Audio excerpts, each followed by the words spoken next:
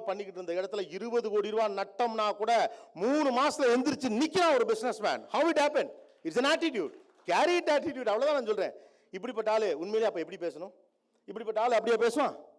அப்படிதான்டா இருக்கும் பிசினஸ்னா. விழுந்தா தாண்டா எந்திரிக்கலாம். எங்க விழுகிறங்கிறது முக்கியம் இல்லடா, எழுறமா இல்லையாங்கிறதாண்டா முக்கியங்கிறதானே பிசினஸ் மேன் கேரக்டர். அப்படியே வேண்டாம் வெறுப்பா பிள்ளைய பத்தி காண்டாமிருகன் பேர் வச்ச கதையை சோகமா ஒரு மூஞ்சி வச்சுக்கிறீங்க.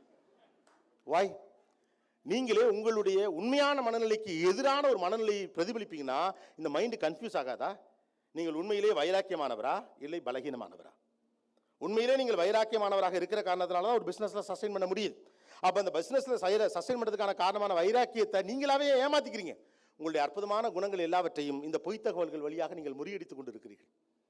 இந்த அற்புதமான குணாம்சங்கள் இருக்குல்ல, sustainability, adjusting to situation, accustoming the issues, pressure handle பண்றது, பிரச்சனையை கையாளுவது, கடன் வாங்க பயப்படாம இருக்கிறது, வாங்கின கடனை பயப்படாம அடைக்கிறது,